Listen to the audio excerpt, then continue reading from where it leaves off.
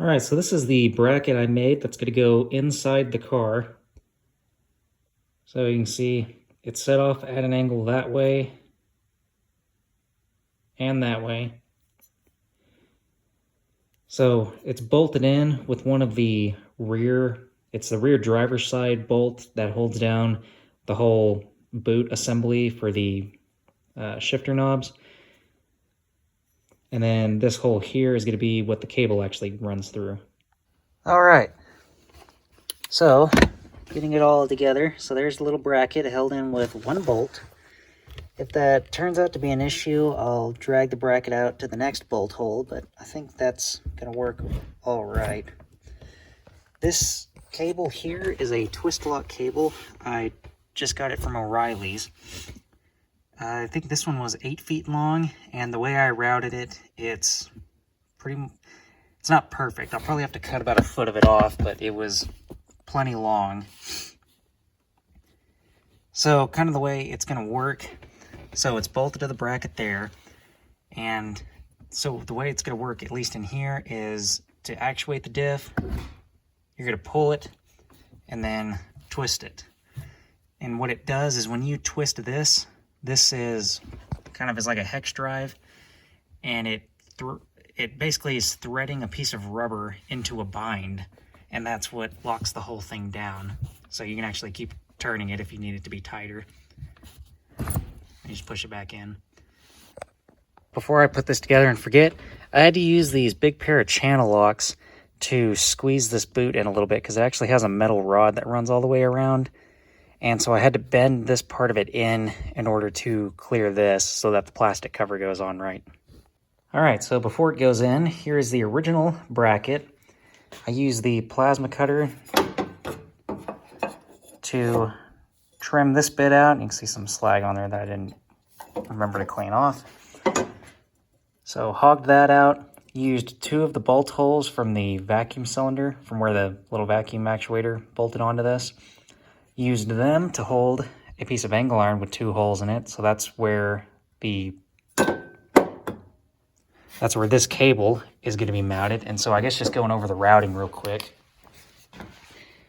It runs through there really wasn't a clean way I could come up with where this thing would work and look decent, so this is about as good as it's going to get. So there's where it comes through the firewall right there. Runs under the HVAC and then loops around to the little actual knob cable end. Wow, man, I just totally had a brain fart trying to come up with the word there.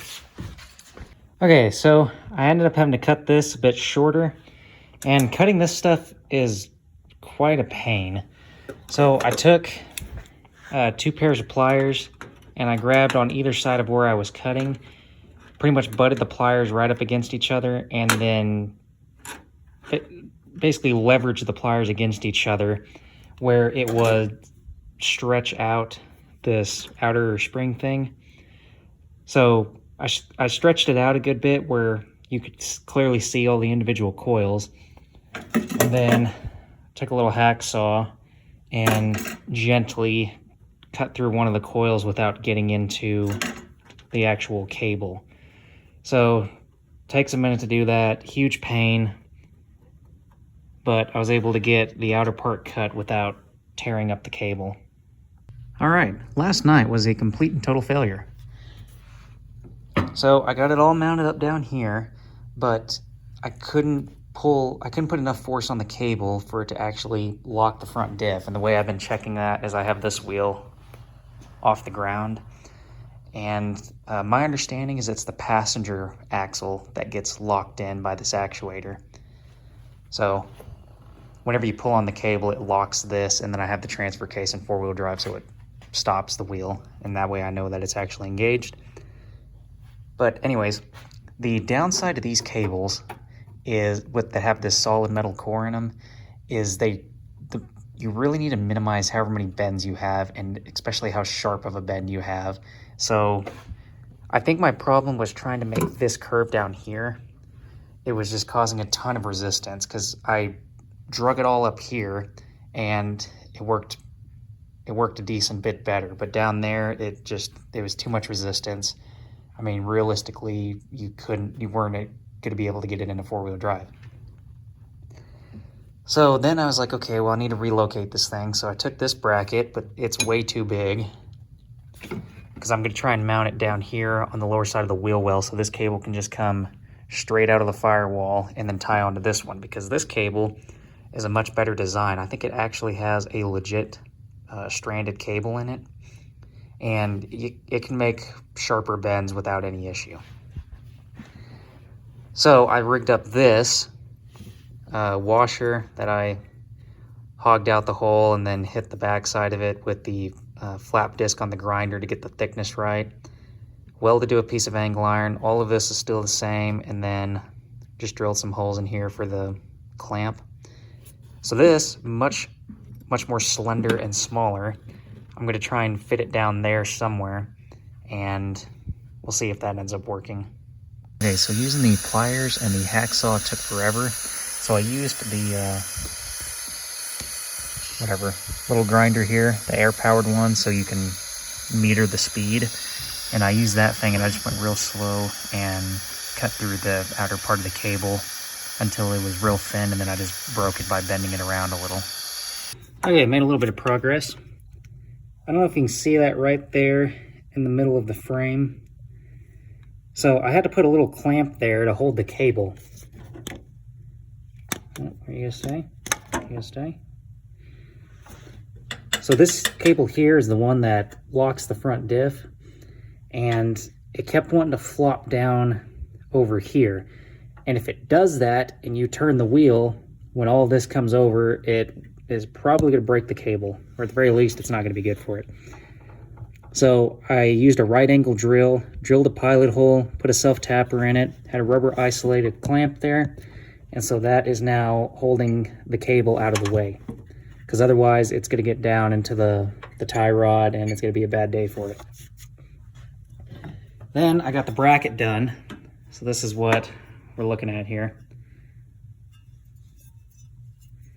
So it's going to sit in the car like this. The cable that runs into the car is going to connect there. The factory one's going to connect here at this washer. And then I'm going to put two holes somewhere in here. And these are going to be the mounting holes that mount it to the fender well. That's why I had this big long piece that runs up here. Because all down in this area, there's nothing solid to really bolt this to. So I put this piece on here so I can get up into the fender well. I'm starting to get this wrapped up. So there was this vacuum switch that lived down here somehow. And so this was part of the four-wheel drive. So just real quick, so this is a re-upload of this video because the rest of the video I did a few years ago, and I just found out something new that I felt like I needed to talk about. And that was, in the video, I removed a vacuum switch that used to sit right in here because I didn't see any reason to keep it, and it was keeping the four-wheel drive light from coming on. What I just found out is that was actually part of a recall. So I can't read the number off of it, but it was likely for the recall that involved that sticker. And I can't find any good information on it. The service manual doesn't really talk about it. The service bulletin doesn't really talk about it. But somehow, for some reason, that vacuum switch was a satisfactory response to the recall that these cars had. The recall was something to do with the anti-lock brakes and the four-wheel drive switch. The best I can figure is something was maybe under certain circumstances screwing up with the switch on the diff, and it was telling the anti-lock brake module that the car was in four-wheel drive even though it wasn't, and that would make the module act different and not stop as well in certain circumstances in two-wheel drive because it thought it was in four-wheel drive when it wasn't. That's the best I can figure with it. Now it gets more confusing, but we'll talk about that in a minute. So best I can tell, this vacuum switch that used to be up here is just part of the circuit with the actual mechanical switch on the front axle. So it was just supposed to be another check, I guess, to say, hey, Yes, the front axle is actually locked, and yes, the transfer case is actually in four-wheel drive. The car is really in four-wheel drive. It is mechanically in four-wheel drive. Make the ABS work different. Here is the factory service manual, and here's where things start getting really confusing. This factory service manual has a lot of really good troubleshooting information in it, but the wiring diagrams are pretty terrible across the board, not great. So what we're looking at here is the four-wheel anti-lock brake system, which is what this car has. There is our transfer case switch. Now, is that the front diff switch, or is this the added transfer case vacuum actuated switch? There's no way to know. I'm assuming this is the vacuum switch that was added later, because if I had this unbypassed and unplugged, I could not get that light to turn on. That light is that one right there. So I think that is the vacuum switch that I bypassed. Possibly. Well, see, then here's where I get hung up again is, well, wait a minute, where's the switch for the front diff? Because I know this light doesn't come on unless the front diff is actuated and this switch is closed or bypassed. So this is inaccurate. Something is not right with this diagram. And I know that everything is working on mine right now with the vacuum switch bypassed. I went to this plug and put a meter on it.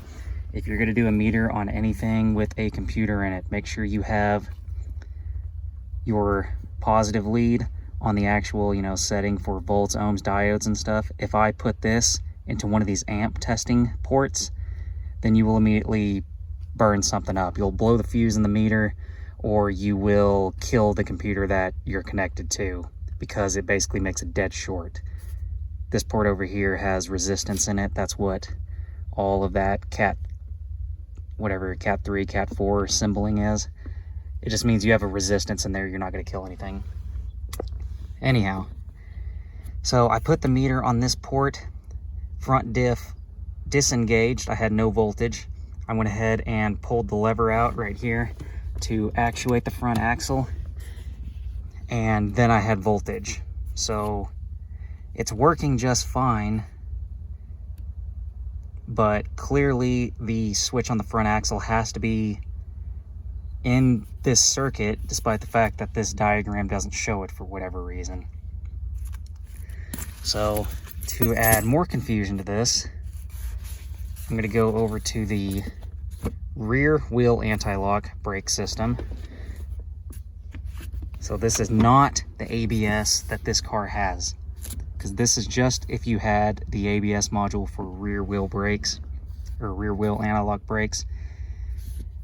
And that, the one single unlabeled component, I am almost positive that is the vacuum switch. This one shows the front axle switch though, so it shows power comes through the front axle switch, and then it can either break off to the indicator lamp or to this vacuum switch. This still doesn't make sense in my case, because I couldn't get the lamp to come on unless this was bypassed. So this still is not correct for my application either, but it at least has the vacuum switch, and I think it kind of supports the intent of what they were trying to do here. They wanted the ABS module to have proof that the car was mechanically in four-wheel drive and needed to act different. So they did that by saying the front axle is actually engaged, but the front axle can be engaged and the transfer case not engaged, and the car might as well be in two-wheel drive as far as the ABS is concerned. Similarly, if the transfer case is in four-wheel drive but the front diff is not engaged, as far as the ABS is concerned, it might as well still be in two-wheel drive. So the ABS is only told to act different if for certain the front diff is actuated, is engaged, and the transfer case is actually in four-wheel drive, which is going to mean that it has a vacuum signal coming from the transfer case. So I cannot figure out what problem they were having that justified this recall. I don't know why the diagram for the four-wheel anti-lock brakes doesn't have this vacuum switch on it. I don't know why they can't put a description in here on what exactly all of this is supposed to be doing with these four-wheel drive switches. I'm just having to kind of guess on what's happening. So there's just not a lot of information out there. I don't know what the correct fix is for what I did. I'm just leaving mine bypassed, at least for now, because my ABS doesn't even work. So, and I'm not messing with it anytime soon. But even if this is not here, like it shows in the four-wheel anti-lock brake system, I don't know what difference it makes.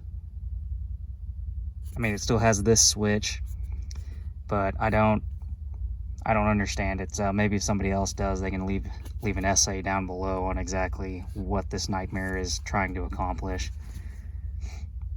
Or maybe it's, since the rear wheel anti-lock diagram is the only one that shows this vacuum switch, maybe it only matters if you have the rear wheel anti-lock brakes, but they put it on all of them just to be safe. I don't know. I know everybody know, y'all know as much as I do at this point, I guess.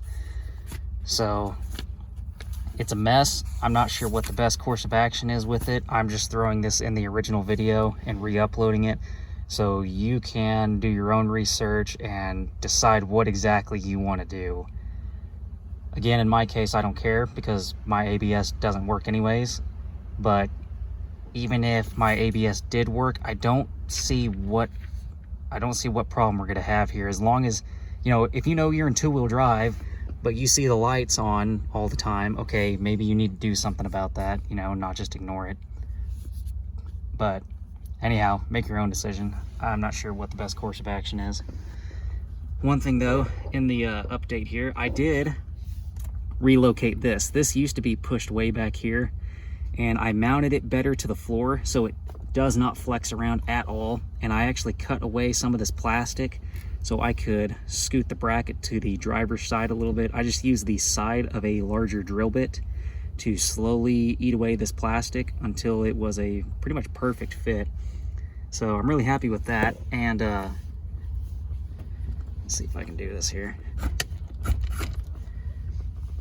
If your boot gets torn, like mine did, you can take this whole thing apart, and this is actually a piece of bicycle tube that I just riveted to the original one.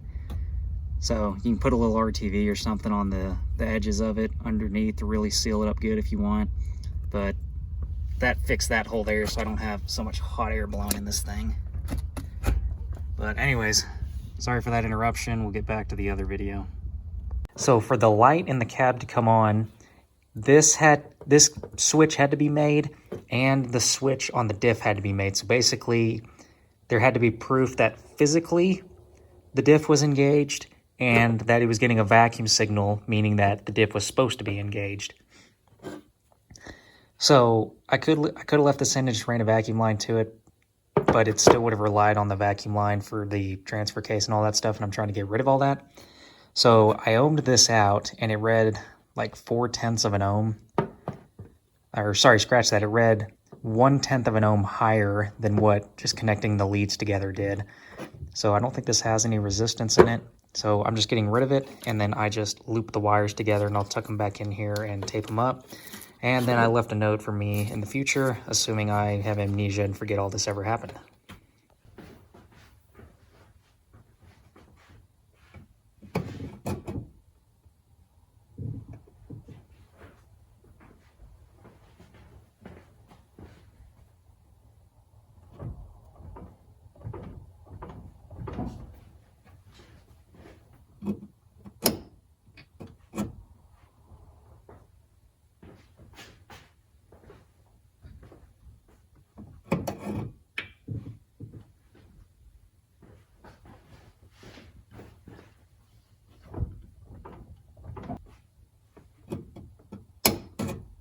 Before I get all this covered back up, so I obviously had to take the accumulator off in order to drill those holes down there, and that wasn't a problem here because the AC in this didn't work anyways, and I checked it and it had just a pretty much negligible pressure in it, so taking it apart didn't really matter. So before I put this together, here's what it looks like. So 2 bolts holding it to the wheel well. Cable clips in. So what was that? Okay, well, I'll find that in a minute.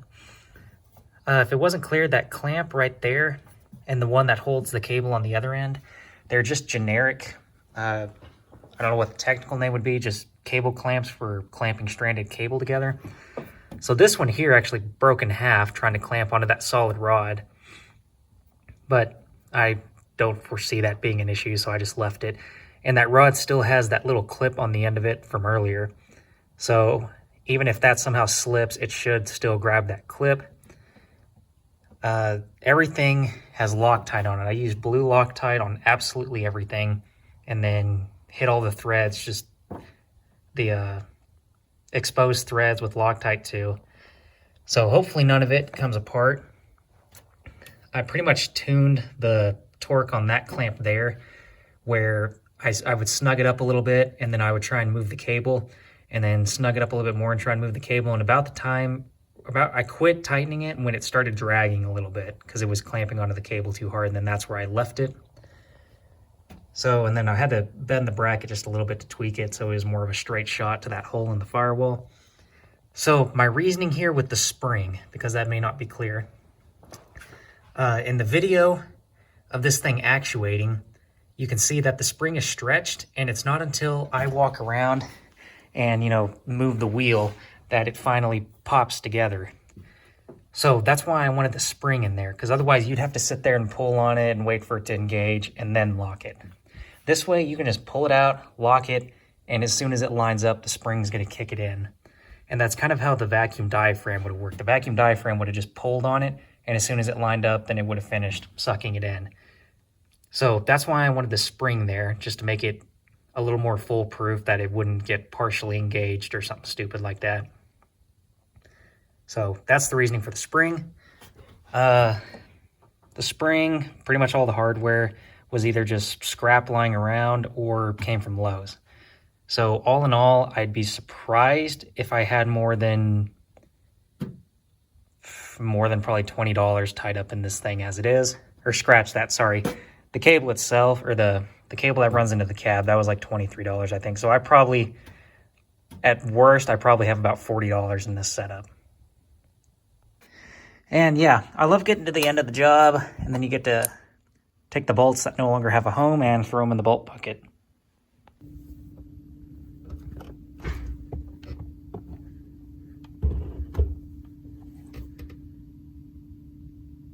Okay, so the other thing of interest is if you don't engage the front axle, but you put the transfer case in 4 low,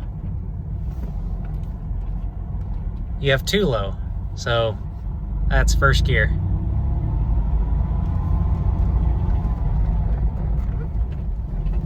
Second, third, fourth, about 1500 RPM in fourth.